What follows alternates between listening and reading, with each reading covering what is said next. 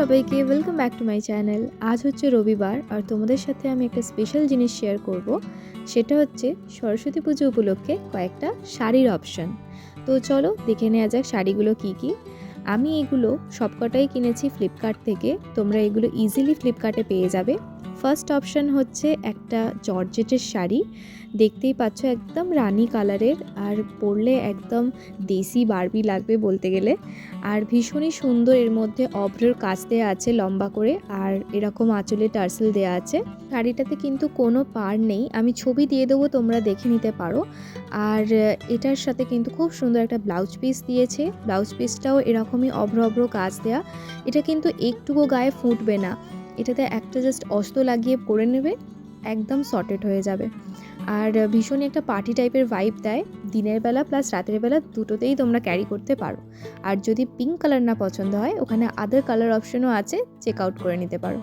Next sari হচ্ছে এটাও again পিঙ্কে, কারণ আমার আর বোনের দুজনেরই পিঙ্ক খুব পছন্দের রং, আর এবছরে পিঙ্ক পরার খুব ইচ্ছে ছিল। তো এটা অর্গ্যানজার ওপরে যাচ্ছে, আর মেটেরিয়ালটা দেখছো ভীষণই শাইনি, কারণ অর্গ্যানজা তো এরকমই হয়, আর লাইট ওয়েট হয়, তো তার জন্য টিনেজার্সদের জন্য একদম বেস্ট। প্লাস তোমরা যে কোনো কলেজ গোয়িং গার্ল যারা কখনো শাড়ি পরো না, তাদের জন্য কিন্তু অর্গ্যানজা বেস্ট একটা অপশন। তো নেক্সট হচ্ছে এটা হচ্ছে একটা ব্লাউজ। তো আমি এই ব্লাউজটাও নিয়েছিলাম ফ্লিপকার্ট থেকে, ভাবলাম তোমাদের সাথে একবার শেয়ার করে দিই। এই ব্লাউজটারও প্রাইস ছিল 450 সামথিং হবে, তো এটারও আমি লিংক দিয়ে দেবো। নেক্সট হচ্ছে এই শাড়িটা ব্লাউজটার সাথে ম্যাচ করেই নিয়েছিলাম। তো এই শাড়িটাও এগেন পিঙ্কে নিয়েছি, কারণ আমার পিঙ্ক ভালো লাগছে আমি বললাম। আর এটা হচ্ছে খাদি কটন শাড়ি, যেটা পরে ভীষণ আরাম হয়। আর তোমরা যদি পিঙ্ক না চাও তাহলে অন্য কালার অপশন রয়েছে, যেমন ডিপ ব্লু ছিল, হলুদ ছিল, কালো ছিল, আরও সবুজ কালার ছিল আই গেস। তো ওগুলো চেক আউট করতে পারো, ভীষণ সুন্দর হয়। দেন আমি একটু লাঞ্চ করে নিই, আর লাঞ্চের পরে আবার ফটোশ্যুট করার আছে।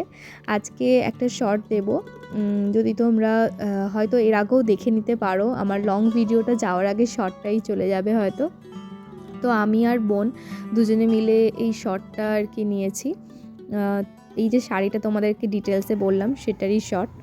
একটু এখানটা বসে আমরা একটু গল্প করব, বড্ড রোদ আসছে।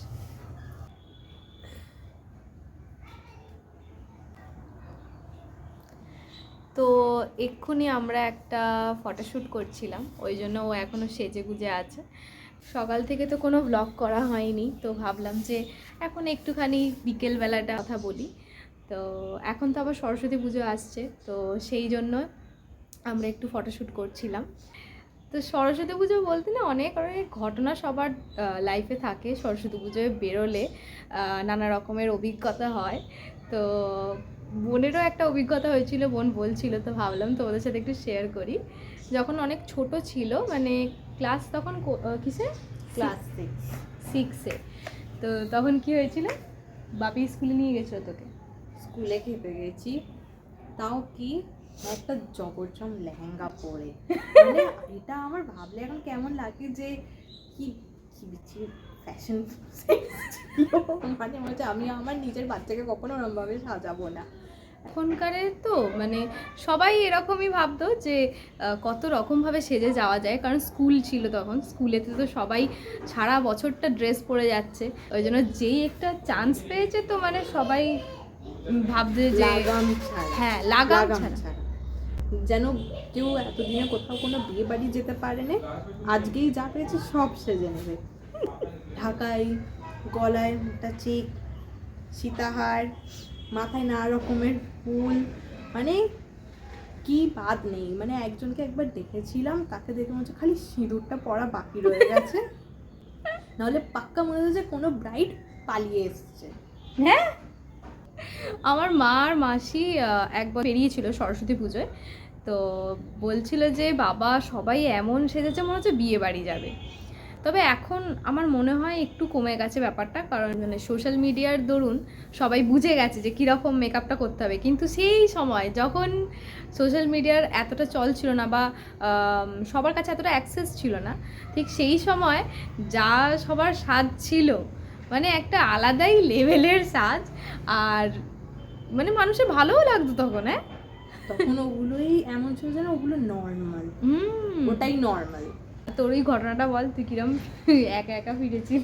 আমার খাওয়া হয়ে গেছে, খাওয়া হয়ে ক্লাস 6 তো? হ্যাঁ, আমি অনেকক্ষণ ধরে দাঁড়িয়ে আছি, বাপি আসে আর না। লাস্টে ঠাকুরের নাম নিয়ে ভাবলাম যে স্টার্ট করি। তখন স্কুল থেকে আমি কখনো কোথাও আমি একা যাইনি, বাড়ি তো দূরের কথা, মানে সামান্য পাড়াতেও আমি সেরকম বেরোতাম না, এমন অবস্থা। তখনই আমার মানে আমাদের বাড়ি থেকে আমার স্কুলটা 3-4টে বাস স্টপেজ পর। আমি অতখানি রাস্তা আমি হেঁটে হেঁটে ফিরেছি ক্লাস 6-এ, তখন একা দুপুরবেলা, মানে সারাটা রাস্তা আমি তো মনে মনে যদি তোর ডাক শুনে কেউ না আসে আমি এই গাইতে গাইতে আমার মাঝ রাস্তায় এসে গিয়ে এখন মনে হচ্ছে যে আমি কি ভুল করলাম, আমি কি হারিয়ে যাব, বাপিকে আর দেখতে পাবে না, কি ওখানেই দাঁড়িয়ে থাকবো নাকি আবার ফিরে যাব, সব কিছু মানে ভেবে চিন্তে তারপর ভাবলাম যে না, আবার হাঁটা লাগাই। সারাটা রাস্তা মানে ওই ভারী ওই লেহেঙ্গাটা পরে আমি হাঁটতে পারছি না। লেহেঙ্গা পরেছিলিস তুই? হ্যাঁ, আমি পুরো লেহেঙ্গাটার স্কার্টটাকে আমি চাগিয়ে চাগিয়ে যায় করে মানে হেঁটে হেঁটে ফিরছি। যতক্ষণে মানে বাড়িটা দেখতে পেলাম তখন রাস্তা দেখে এমন হচ্ছে যে মানে খুশিতে মানে কেঁদে ফেলার মতো অবস্থা, এমন হচ্ছে ফাইনালি জিন্দা হুঁ मैं, জিন্দা হুঁ मैं। তারপরে বাপিকে ফোন করা হচ্ছে যে তুমি যেও না, ও চলে এসেছে। আর একটা কথা, তখন ও রোড দিয়ে আসেনি, পাড়ার ভেতরের রাস্তা দিয়ে ও হেঁটে হেঁটে এসেছিল। তো অবশ্যই ভেতরের রাস্তা দুপুরবেলা পুরো ফাঁকা, ওর আসা একদমই উচিত হয়নি এরমভাবে, কিন্তু অতটা কেউ বেরোতো না তখন। ক্লাস 6-এ যখন আমি গেছি রাস্তাটা পুরো ফাঁকা ছিল, মানে এখন যেরকম সারাদিনই সকাল থেকে রাত অবধি সরস্বতী পুজো তুমি কাউকে না কাউকে দেখতে পেয়ে যাবে, তখন পুরো ফাঁকা ছিল, পুরো ফাঁকা, মানে যে কেউ লিটারালি কিডন্যাপ হয়ে গেলে কেউ বুঝতেও পারবে না, এমন খুবই ছিল। এখন চলটা অনেকটা বেড়ে গেছে, যেমন আমাদের সময় কিন্তু মানে কত ক্লাস 8 অবধি বলতে গেলে বাবার সাথে গেছি স্কুলে, খেয়েছি, আবার চলে এসেছি। আর তখন তো সরস্বতী পুজোর দিনকেই খাওয়া দাওয়া হতো, এখন ওটা চলটা উঠে গেছে। এখন সরস্বতী পুজো আলাদা দিনে হচ্ছে, খাওয়া দাওয়া আলাদা দিনে হচ্ছে। অনেক স্কুলে আবার ননভেজ করে বলে ওই জন্য আলাদা দিনে করে দেয়। 9-এ ফার্স্ট আমি বন্ধুদের সাথে বেরিয়েছিলাম শাড়ি পরে। হ্যাঁ, তুই 10-এ বেরিয়েছি, আমি 9-এ বেরিয়েছিলাম। আর সেও যা শাড়ি মানে পরেছিলাম কি বলবো, একটা নেটের লাল ক্যাটকেটে একটা শাড়ি, মশারি পরে, হ্যাঁ মশারি টাইপের, তখন উঠেছিল তো, তখন তো ওই নেটের শাড়িটা সবে উঠেছে। এবারে খুব লাল কটকটে নয়, মানে একটু মেরুন ঘাসাই, কিন্তু মানে ওই রকম নেটের শাড়ি, তার মধ্যে সেই স্টোনের কাজ করা ওই রকম শাড়ি পরে আমি সরস্বতী পুজো তখন গেছি।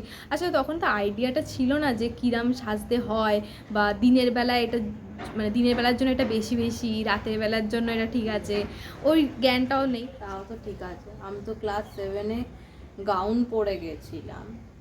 একে তো তখন একদম একটুখানি গাউনটা এত বড়, সার আসার মনে ঝাড় দিতে দিতে গেছি, মানে নিজেকে সামলাবো গাউন সামলাবো। আমার একটা মনে আছে, আমি তখন, এটা সরস্বতী পুজোর ঘটনা নয়, আমি ড্রয়িং ক্লাসে গিয়েছিলাম। তো তখন কত বয়স আমার, 5 বছর। এবার তার ঠিক আগেই, মানে 6 মাস নয়, 1 বছর আগে আমি নৈনিতাল বেড়াতে গেছিলাম। আর সেখান থেকে একটা লেহেঙ্গা কেনা হয়েছিল, লেহেঙ্গা নয় তখন বলা হতো ঘাগরা, ঘাগরা কেনা হয়েছিল বেগুনি কালার, আমার এখনও মনে আছে। এবারে তার উপর সেই মানে চুমকি নয়, ওগুলো ঠিক রাজস্থানি টাইপের একটু কাজ ছিল, বাঁধনি বাঁধনি। তো বাঁধনি, হ্যাঁ ওতে সেই কাঁচ বসানো থাকে না, কাঁচ বসানো ওরকম। এবার কি হয়েছে, তো ওইটা ছোট হয়ে যাচ্ছে বলে মা বলছে এটা পরে তুই ড্রয়িং ক্লাসে যা, মানে কোনো মানে হয়। এবারে আমাকে সেই জবরদস্তি ওইটা পরিয়ে দিয়েছে, আমি ওটা পরে যেতে চাইনি তাও। এবার যখন ক্লাসে ঢুকবো, ঠিক মানে ঢোকার আগে যখন আমরা বলি যে স্যার আসছি কি ম্যাম আসছি এরম বলি, তো আমার স্যার ছিল, স্যার এবারে স্যারকে আমি জাস্ট বলতে যাবো যে স্যার আসছি, প্রথমত আমি ওটা পরে গেছি বলে আমার ঢুকতেই ভীষণ লজ্জা করছে, আমি দরজার বাইরে 2 মিনিট দাঁড়িয়ে আছি, মানে আড়াল করে, যে আমাকে দেখেই কিরম রিয়াকশানটা হবে। তারপর যদিও বা সাহস করে গেলাম দরজার সামনে, গিয়ে স্যারকে বলবো যে স্যার আসবো, বলতে গিয়েই আমার গলাটা এমন ধরে গেল যে আমি করলাম, আর যেই এরকম করেছি, যত সবাই দরজার সামনে বসে আঁকছিল সবাই এরকম করে তাকিয়ে মানে তারা হেঁটে ফেলেছে, মানে যেন হ্যাঁ মহারানী পধার রही है, ঘাগরা উপরে মানে এক একটা কাণ্ড হয়। সাবধান, সৌমি সুলতানা পথারে। তো চলো, আজকে অনেক গল্প হয়ে গেল, আবার এরকম একটা গল্প পরের দিনকে আবার বলবো। আমাদের ছোটোবেলায় সব নানা রকমের যা ঘটনা আছে না, মানে বলে শেষ করা যাবে না। আই গেস সবারই এইরকমই অদ্ভুত অদ্ভুত হাসির ঘটনা আছে। তো আজ ব্লগটাকে তাহলে এখানেই শেষ করি। আজই কোথাও বেরোবি কি? আজকে আর বেরোনোর ইচ্ছা নেই আসলে, মানে ইচ্ছা আছে, বিকেলটা খুবই সুন্দর, একদম রোদ রোদ হয়ে আছে, কি ভালো। তবে এত ফটোশ্যুট করে না একটুখানি টায়ার্ড হয়ে গেছি। তো সেই জন্য ভাবছি চলো আজকের ব্লগটা এখানেই শেষ করে দিচ্ছি। পরের দিনকে তোমাদের সাথে আবার এরকমই একটা চাইল্ডহুড টক্স, চাইল্ডহুড মেমোরি নিয়ে আসবো।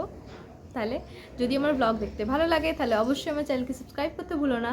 দেখা হচ্ছে পরের ভিডিওতে, ততক্ষণ অবধি বাই বাই।